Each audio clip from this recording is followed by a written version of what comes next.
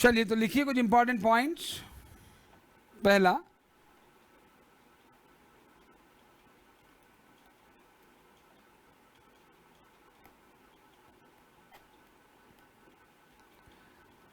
IND AS 110 is applicable on consolidated financial statements।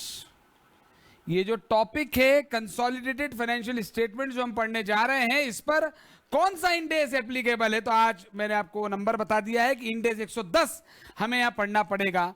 तो IND AS 110 में sir क्या है? तो IND AS 110 में क्या है? तो भाई बहुत सारी चीजें हैं, एक दो चीजें थोड़ी, बहुत सारी चीजें हैं। लेकिन इन दिस IND AS या this IND AS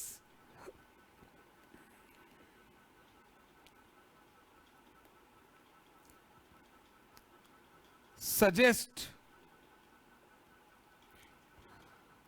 how consolidated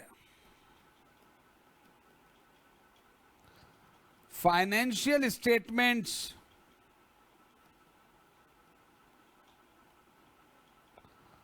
are prepared।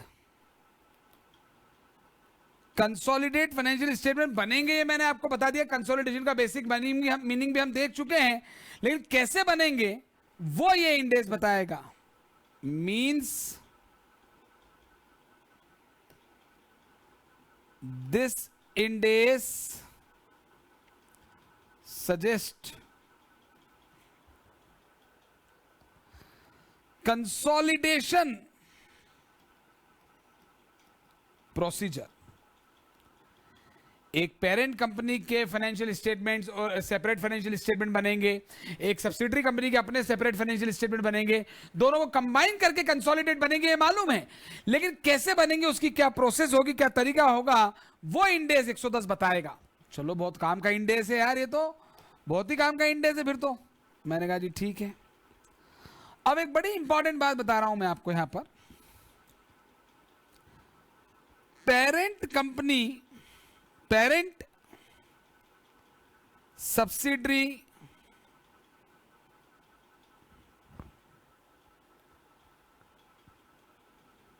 Relationship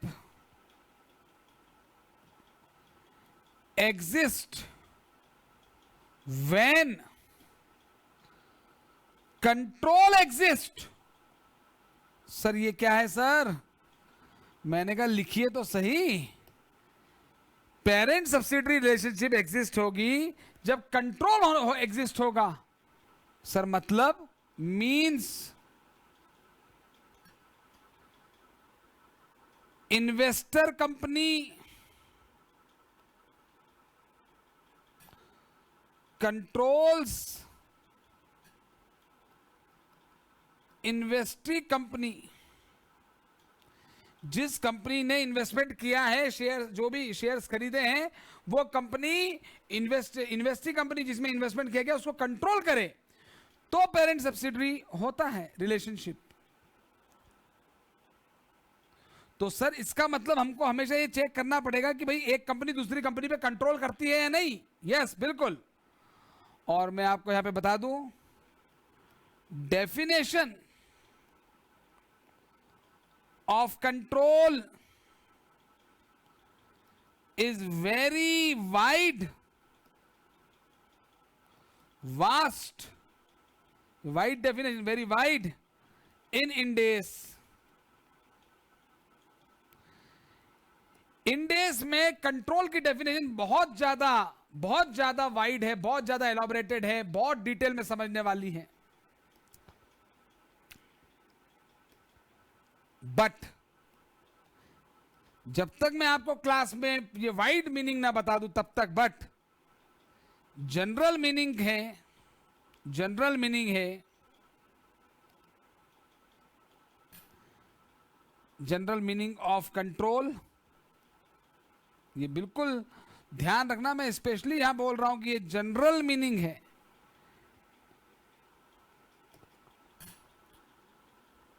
investor company investor company holds greater than 50% equity shares of investee company.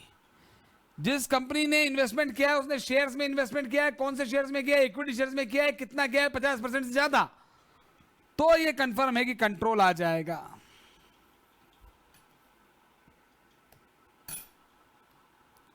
Then control exist.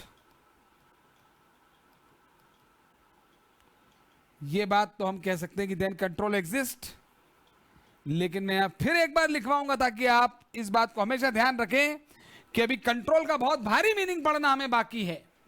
In days में कंट्रोल को बहुत डिटेल में समझाया गया है, ठीक है, लेकिन हम उसको थोड़ा सा आगे जाकर लेंगे ताकि आपको कोई टेंशन ना हो। देन कंट्रोल एग्जिस्ट, ये जनरल मीनिंग है और इस मीनिंग के हिसाब से इन्वेस्टर जो है वो पेरेंट है, यानी होल्डिंग कंपनी है जिसने इन्वेस्ट किया है, और इन्वेस्टी जिसमें इन्वेस्टमेंट किया गया है वो सब्सिडरी है। सर ये बात आपने हमको पहले भी बता दी थी। मैंने कहा बिल्कुल बताई थी, लेकिन आज एक बात बता दी वापस से कि भाई कंट्रोल को इतना आसान मत समझना कि अरे वाह 50% जो ऊपर तो कंट्रोल आ गया, ऐसा जरूरी नहीं है। लेकिन जब तक मैं आपको वो वाइड मीनिंग जो इंडेस में दिया गया वो ना बताऊं, तब तक आपको कंट्रोल का ये मीनिंग बेसिक समझ के रखना है, ठीक है। अब इंडेस में कुछ बातें हैं। What is date of acquisition, ठीक है। कुछ बेसिक शब्दों का मतलब समझना बहुत जरूरी कि डेट ऑफ एक्विजिशन क्या होती है। तो यहां पर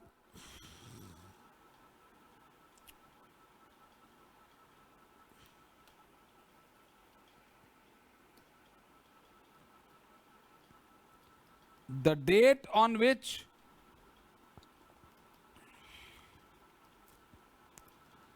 parent company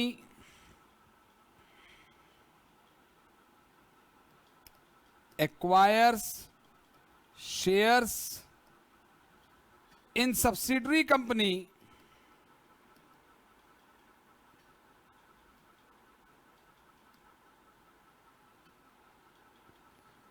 such date is called date of acquisition। मैं इसको प्यार से बोलता हूं DOA, date of acquisition.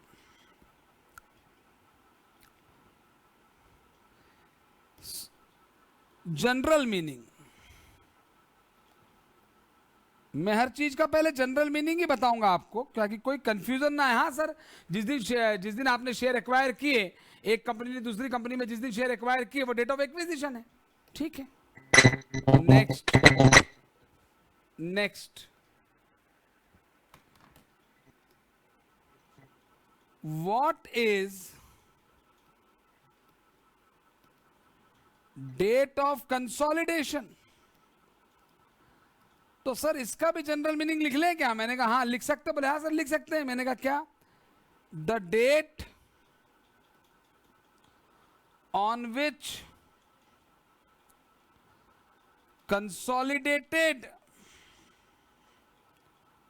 Financial statements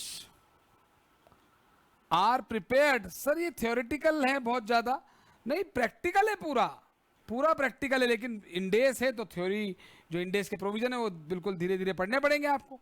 the date on which consolidated financial statements are prepared are is called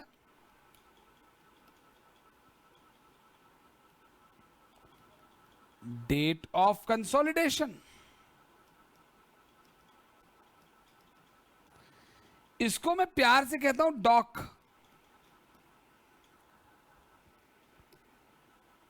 ये क्या है सर? बिल्कुल जनरल मीनिंग है, मतलब किसी अगर 11th क्लास के स्टूडेंट को भी समझाया जाए तो वो समझ सकता है, इतना जनरल मीनिंग ही। हाँ, डेट ऑफ कंसोलिडेशन। तो next,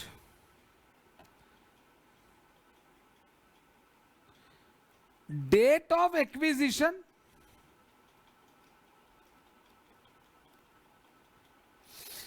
and date of consolidation,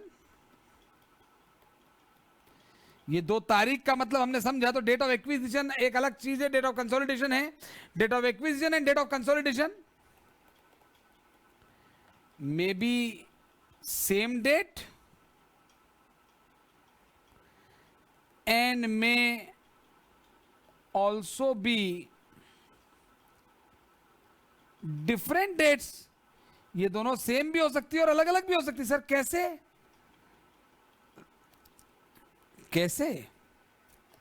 अरे भाई, जब हम कह रहे हैं हो सकती है तो हो सकती है। सर कैसे हो सकती है? मैंने कहा देखो भाई, example, on 1 April 2019 H Limited acquires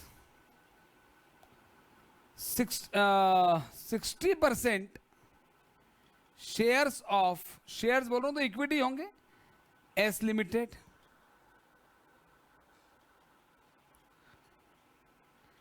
and on the same date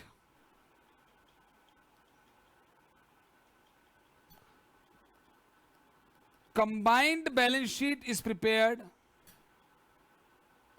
balance sheet में बोल रहा हूं पर फाइनेंशियल स्टेटमेंट में सभी आएंगे। कंबाइंड, चलो लिख लेते, कंबाइंड फाइनेंशियल स्टेटमेंट्स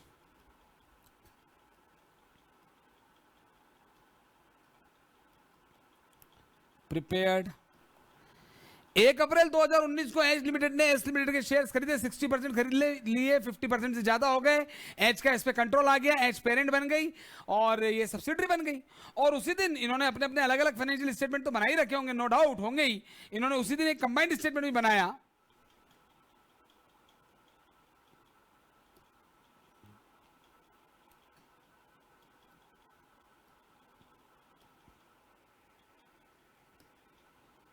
तो यहां पर हम कहेंगे in this case DOA equal to DOC। हाँ सर बिल्कुल ठीक है, ठीक है। अब एक नोट लिखेंगे यहां पर, as per the law at the end of each year, ये लॉ की बात कर रहे हैं simple, at the end of each year, note करना जरा ध्यान से, हाँ,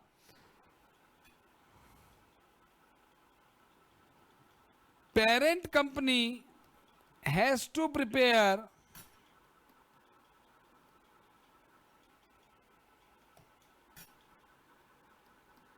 consolidated financial statement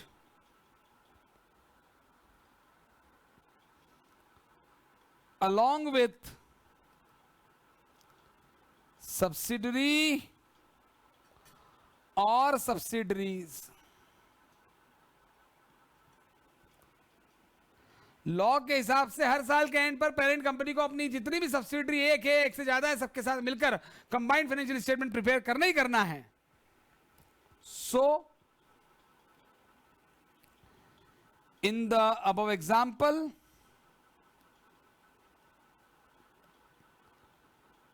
consolidated financial statement,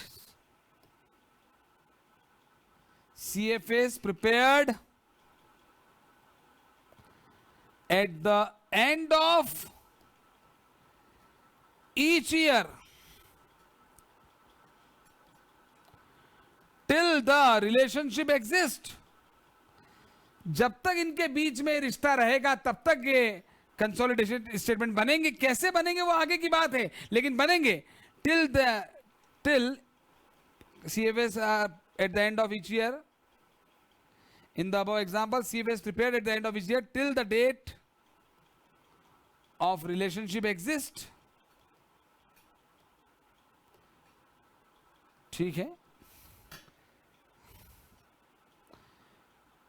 तो ये बंधन जो है होल्डिंग सब्सिडियरी के बीच में, ये बंधन तो प्यार का बंधन है, लेकिन जन्मों का संगम नहीं है। 1 साल 2 साल 5 साल जितने भी साल रहे, till the date relationship exist.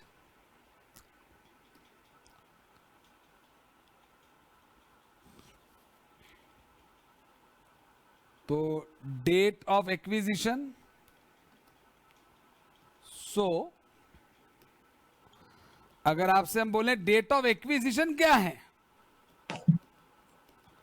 तो डेट ऑफ एक्विजिशन तो अब 1/4/2019 ही आएगी।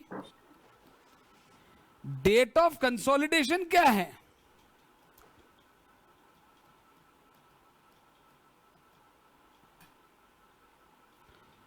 तो डेट ऑफ कंसोलिडेशन तो 1/4/2019 को भी होगा।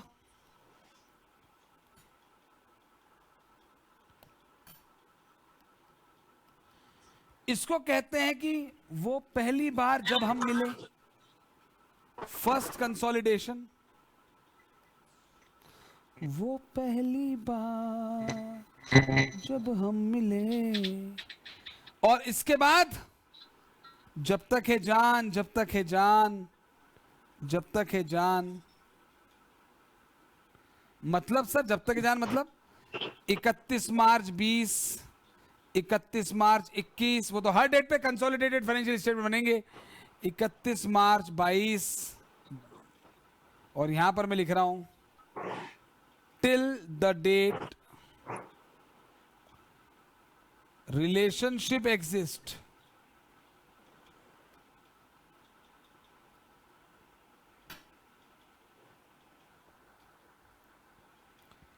और इन सबको मिलकर मैं कह सकता हूं ऐसे, subsequent consolidation.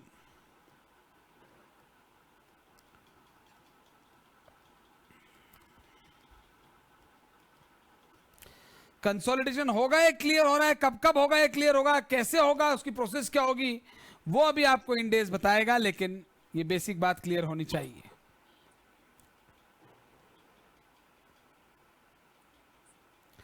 Date of acquisition, date of consolidation, यहां तक कोई doubt? No sir. Very good, very good. बहुत ही ध्यान से पढ़ने वाला, बहुत ही आराम से पढ़ने वाला चैप्टर है, और एक एक कर धीरे धीरे हम बात कर रहे हैं ताकि सारी चीजें बहुत अच्छे से क्लियर हो, कोई डाउट आना ही नहीं चाहिए। हाँ, नाउ कंसिडर अनदर एग्जांपल। या पॉइंट नंबर हमारा कौन सा था? 7, 8।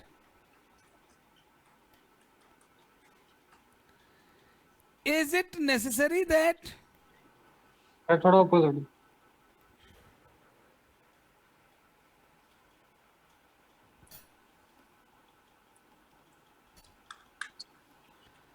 there must be NCI? Non controlling interest का मतलब मैंने आपको समझाया था, एनसीआई का मीनिंग अभी फिर समझेंगे, लेकिन क्या जरूरी है कि एनसीआई हो? No.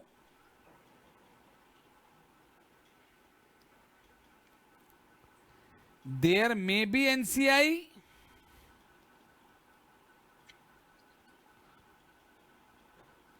There may not be NCI. Sir मतलब बड़ा सिंपल है सर, एग्जाम्पल दो। मैंने कहा रुको जरा। H limited acquires 79% shares of S Limited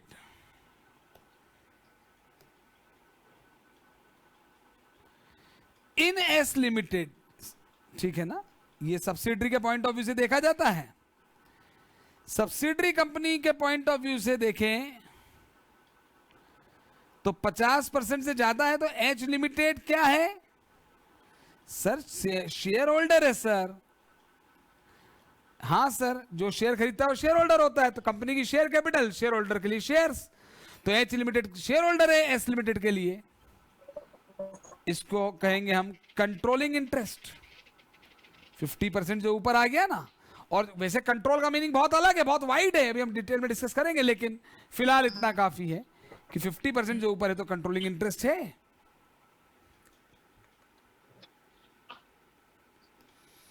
और यहां पर ये है 79%। और एस लिमिटेड में अदर्स, बाकी लोग, वो क्या है? अरे सर वो भी शेयर होल्डर्स हैं बेचारे, लेकिन वो बेचारे अल्पसंख्यक हैं, माइनॉरिटी हैं।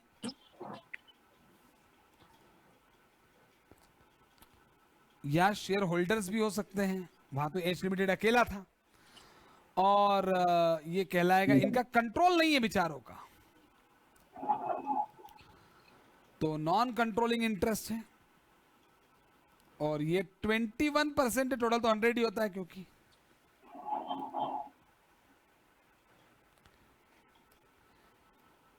अगर H limited acquires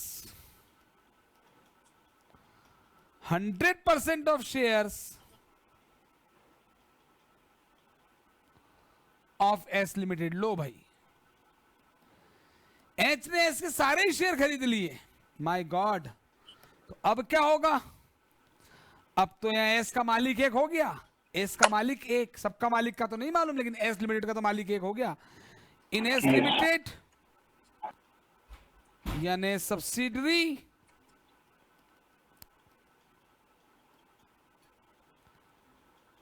sir H limited क्या है? अभी भी है तो शेयर होल्डर, उनका क्या है? कंट्रोलिंग इंटरेस्ट है, और ये 100% है।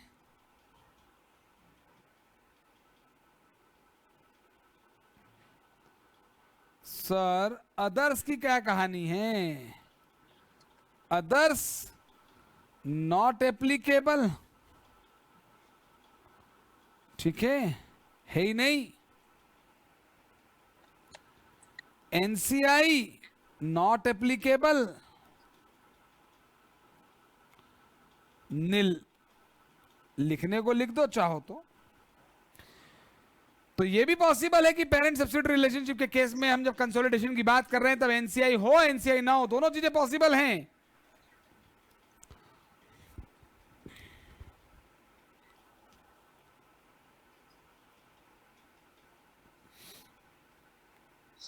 ठीक है सर,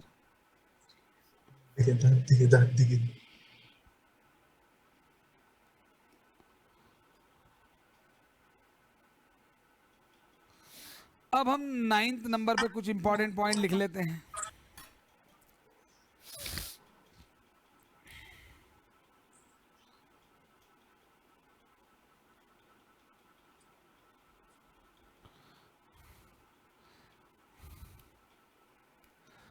थोड़ा सा मैं आपको प्रैक्टिकल क्वेश्चन का नॉलेज दूंगी, टाइप्स ऑफ प्रैक्टिकल क्वेश्चन।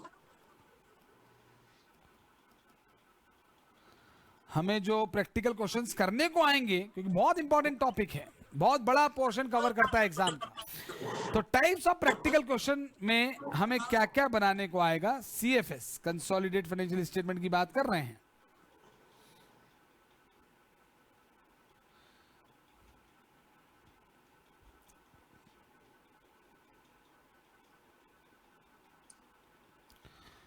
तो हमें कंसोलिडेटेड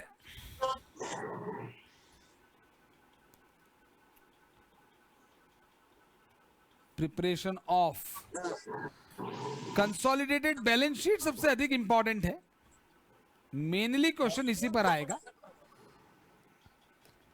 फिर कंसोलिडेटेड पीएनएल भी हो सकता है,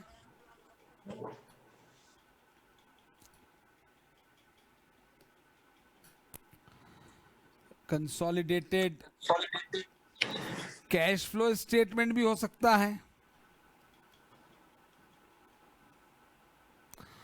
और फिर कंसोलिडेटेड सौसे।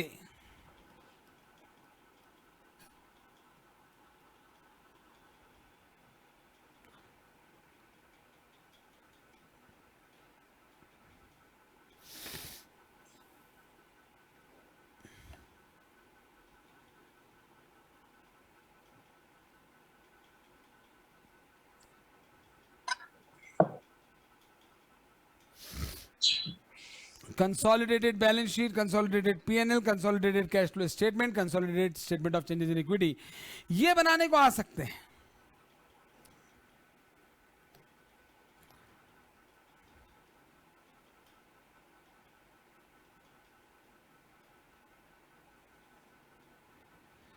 ठीक है ना?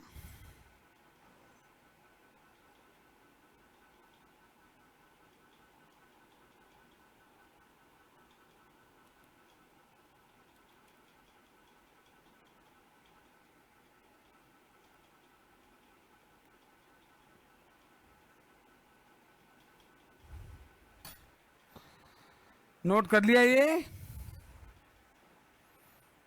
Yes sir. Very good. अब इसमें भी, इन सब में भी जरा ध्यान से देखना, मैं कुछ बताने वाला हूं। किस, ये आ तो चारों में से कुछ भी बनाने को सकता है, लेकिन जो है इसमें क्वेश्चंस कैसे डिवाइड हो सकते हैं वो बात कर रहे हैं।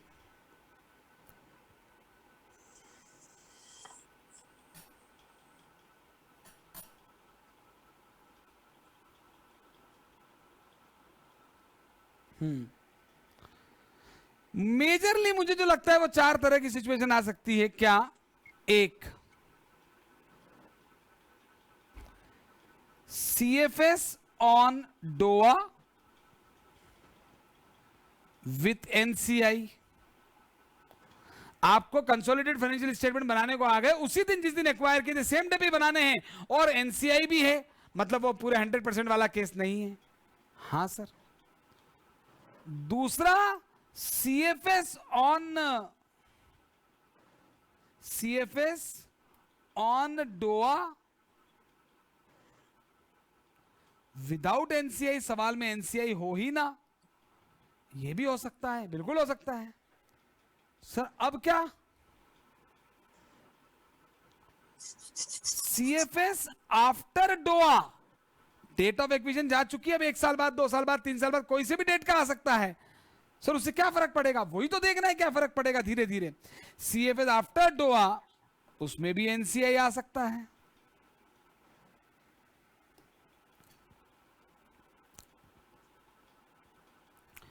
CFS आफ्टर डोआ विदाउट NCI आ सकता है।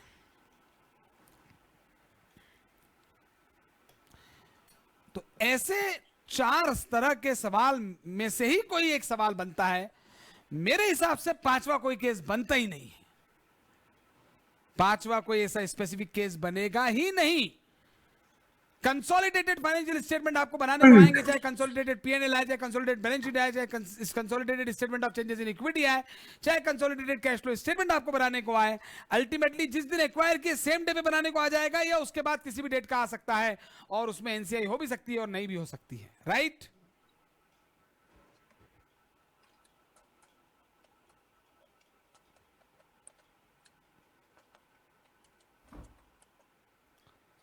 तो ये इस तरह की इतनी बातें यहां तक क्लियर करिए। पहले तो, सबसे पहले तो ये क्लियर करना जरूरी है यहां तक।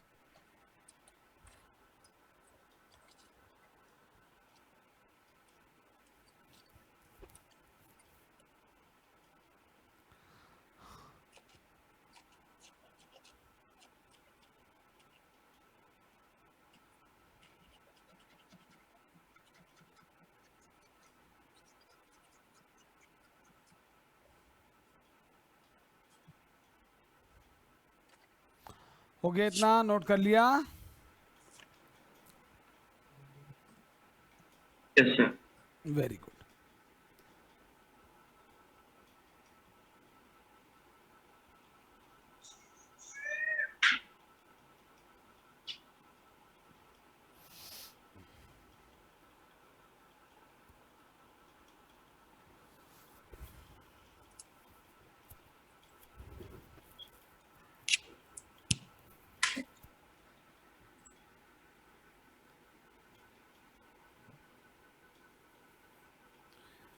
तरीके से नोट कर लेना।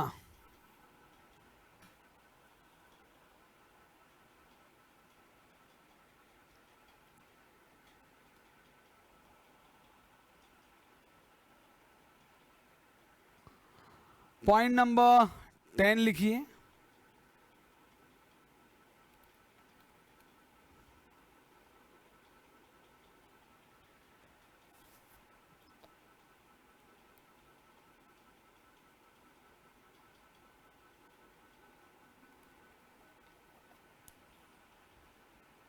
हाँ देख लो, आराम से देख लो पहले।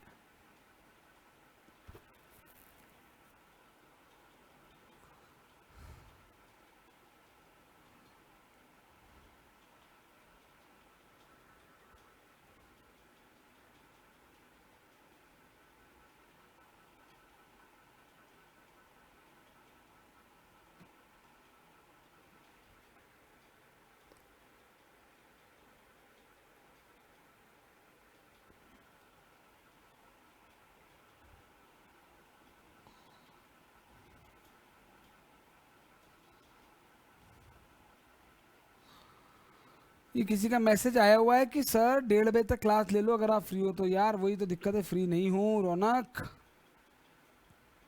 1:30 बजे तक क्लास नहीं ले सकते।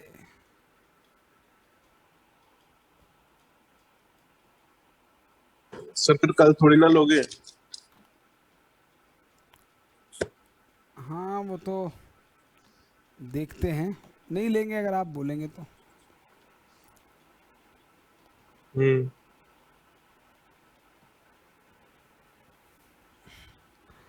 चलिए अब पॉइंट नंबर 10 पे आते हैं फटाफट से।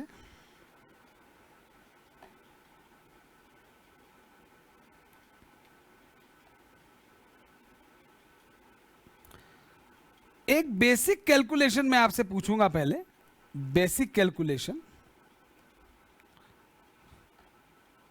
जो कि बहुत जनरल कैलकुलेशन है।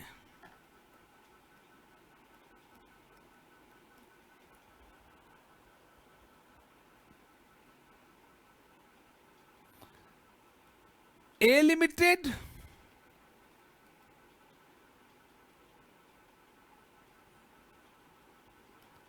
Acquires B limited. A limited ने बी लिमिटेड को खरीद लिया है, acquires B limited.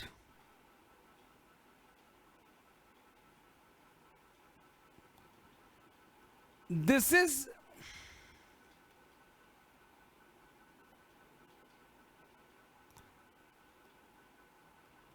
Purchase of business. हाँ सर बिजनेस परचेज किया, ए ने बी को खरीद लिया, जैसे गुड्स खरीदते हैं, असेट खरीदते हैं, वैसे पूरा बिजनेस खरीद लिया। कॉल्ड बिजनेस एक्विजिशन, कभी ये वर्ड सुना है आपने? Yes sir. बिजनेस एक्विजिशन सुना है आपने? Yes sir.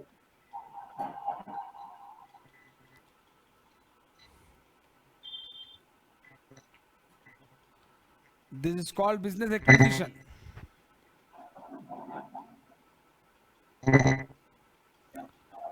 इसकी मॉडर्न टर्म है बिजनेस कॉम्बिनेशन। आजकल इसको बिजनेस कॉम्बिनेशन बोला जाता है। इसके लिए मैं पहले लिख दूं डिस्कस्ड, ये जो बिजनेस कॉम्बिनेशन शब्द है, discussed later in detail under Ind AS 103। चलो एक और इंडेस का नाम याद हुआ कि जो एक दूसरे के बिजनेस खरीदे जाते हैं इन्हें बिजनेस कॉम्बिनेशन कहा जाता है, और इस पर इंडेस 103 लगता है। बहुत जनरल बात कर रहा हूं, ऐसा मत सोचना सर इंडेस 103 का कोई डिटेल बताने वाला हूं, कुछ नहीं बताने वाला अभी मैं, ठीक है? हाँ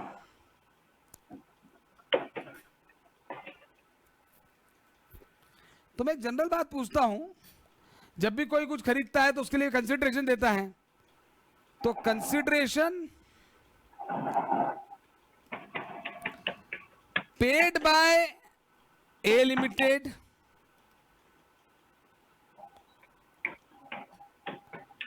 इसमें हम केस 1, केस 2, केस 3 तीन केसेस बनाएंगे। ए लिमिटेड ने बी लिमिटेड का बिजनेस खरीदा, उसको खरीदने के लिए उसने कुछ दिया, कंसिडरेशन दिया, चाहे कैश दिया चाहे शेयर्स दिया, अभी उस पर चर्चा नहीं कर रहे हैं, नॉर्मल बात कर रहा हूं, मैंने बहुत बेसिक बात कर रहा हूं। और वो दिया मान लीजिए 50 लाख रुपए, यहां भी 50 लाख ही ले लेते हैं, यहां भी 50 लाख ले लेते हैं। और जो बी लिमिटेड को खरीदा उसकी औकात कितनी थी, उसकी हैसियत, भाई आप किसी को खरीद रहे हो तो उसकी वर्थ क्या थी, तो नेटवर्थ बोलते हैं यहां पर, इतना मेरे ख्याल से आता होगा, नेटवर्थ ऑफ बी लिमिटेड, ठीक है ना। नेटवर्थ ऑफ बी लिमिटेड जो है वो मान लीजिए 40 लाख थी, यहां पर 60 लाख थी, यहां पर 50 लाख ही थी। तो क्या आप मुझे कैलकुलेट करके बता सकते हैं, कैलकुलेट प्रॉफिट और loss on acquisition for a limited. A limited को ये बिजनेस एक्वायर करने में क्या फायदा नुकसान हुआ? कैन एनीबडी टेल मी?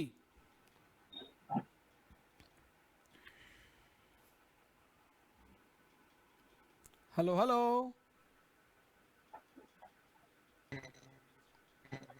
कोई बताने को तैयार नहीं? बताओ।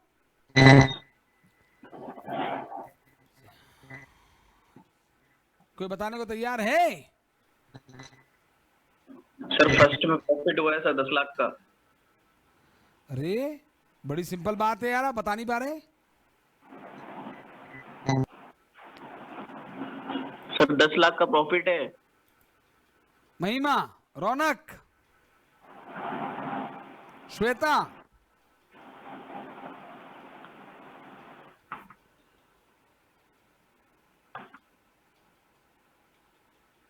आवाज आ रही है मेरी आप लोगों को? श्रेयांश,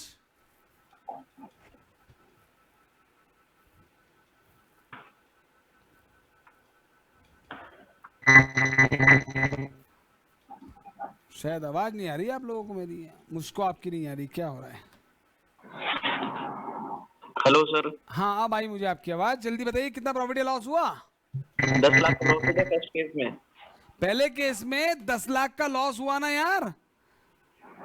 भाई आप 40 रुपए की चीज को 50 में खरीद लाए तो नुकसान भी तो कर बैठे। लॉस हुआ है सर। यहाँ पे 50 की चीज, 60 रुपए की चीज 50 में ही मिल गई खरीद। मैं ए लिमिटेड के पॉइंट ऑफ व्यू से बात कर रहा हूँ। मेरा क्वेश्चन ए लिमिटेड के पॉइंट ऑफ व्यू से है। बीच में आवाज गायब हो गई थी। यहाँ पर नो प्रॉफिट नो लॉस। तो एक्चुअली इस प्रॉफिट को लॉस को लॉस नहीं कहा जाता, इसको गुडविल कहा जाता है। आई थिंक ये सुना होगा आपने। Yes sir.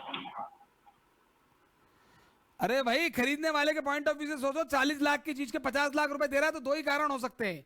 मैं 40 लाख के आपको 50 लाख दे रहा हूं तो दो ही बात हो सकती है, या तो मेरा दिमाग खराब है, मैं पागल हूं, अटामाजी सटकली, वरना 40 की 50 क्यों दूंगा? और यह आपकी वर्थ है, गुडविल है आपकी, यह आपकी गुडविल है। मुझे लगता है कि मैं एक्स्ट्रा पैसे दूंगा तो भी निकाल लूंगा, तो मैंने गुडविल के पैसे दिए। ये इस फायदे को क्या नाम देते हैं मालूम है आपको? कोई बोल सकता है? इस फायदे को क्या कहते हैं? ये रोज रोज तो होता नहीं, कभी कभार होता है, नॉन रिकरिंग नेचर का। तो पहले इसको कैपिटल रिजर्व कहा जाता था। आजकल इस फायदे का नाम है, लिख लें पहले, गेन ऑन बार्गेन परचेज।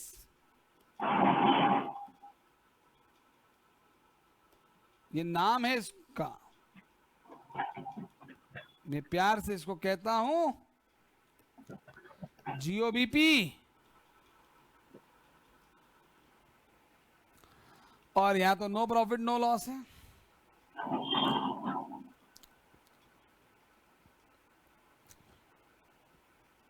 तो यहां पर एक इंडेक्स 103 की बात बता रहा हूं।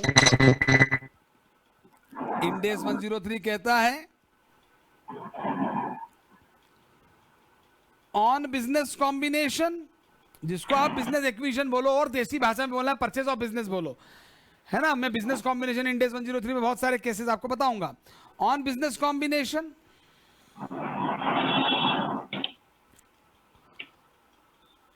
ऑन डोआ, डोआ मतलब डेट ऑफ एक्विजिशन, वहां भी एक्विजिशन हो रहा है। देयर में अराइज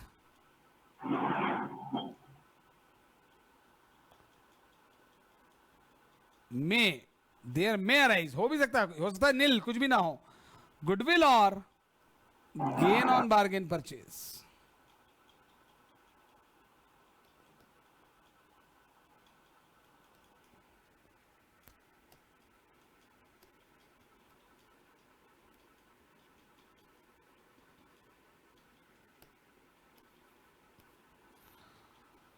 तो जिसको आप पहले कभी आपने एमल्गमेशन एब्जॉर्प्शन वाले जो टॉपिक्स पढ़े हुए हैं उसमें कई बार गुडविल के साथ कैपिटल रिजर्व वर्ड बोला जाता था, आजकल उसको कैपिटल रिजर्व नहीं बोलते हैं, वो इन फायदा ही, लेकिन वो क्योंकि आपको ज्यादा वर्थ की चीज कम पैसे देकर मिल गई है तो डेफिनेटली फायदा है, लेकिन उसका नाम दिया गेन ऑन बार्गेन परचेज।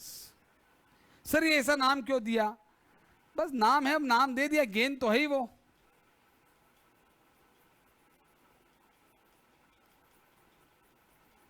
चलिए